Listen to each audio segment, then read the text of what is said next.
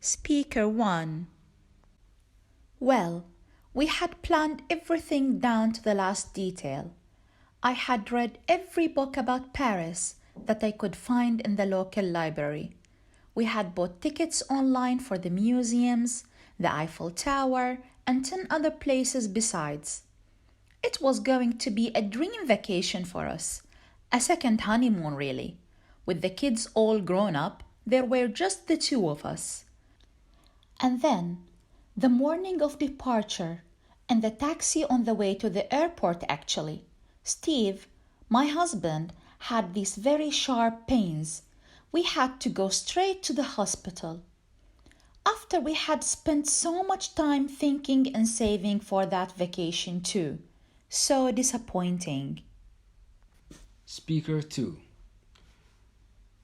We were in Venice. What a beautiful city. It was our last night.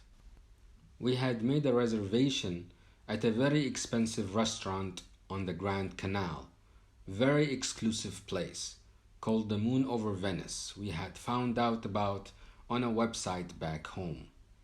Well, there was just my wife and myself at this table with a superb position right by the window overlooking the canal and the city.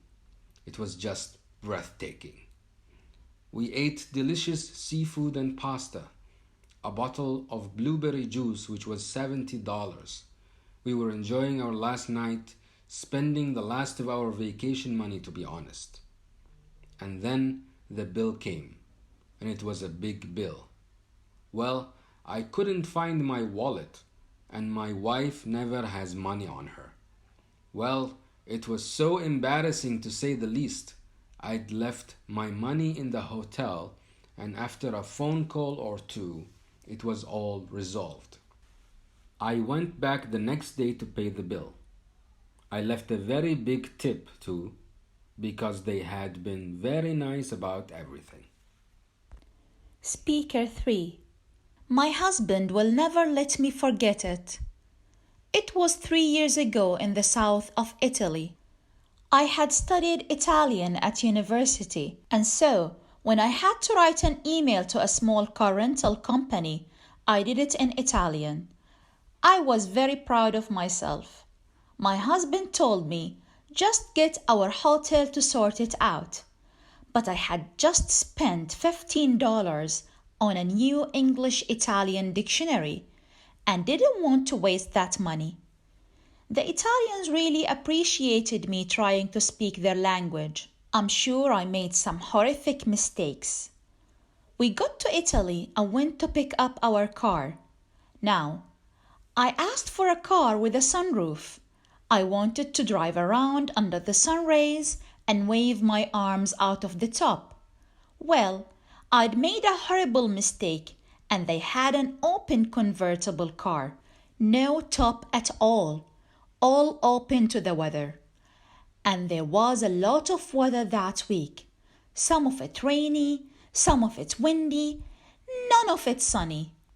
My husband says we will go to Japan next year, and I have to start practicing my Japanese.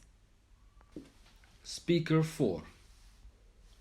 It was a total disaster from start to finish. I hadn't wanted to go in the first place. It was my parents who made me. I said to them, I'm too old for family vacations, but I was wasting my breath. I'd read that London was an exciting city. I don't know who for. It rained all week. I got sick because of something I'd eaten, and my parents wouldn't stop talking about their honeymoon there. Oh, and then, when we went back, I found out my friend broke his leg. He'd sent me a text that I never received until we were at the airport in Bahrain.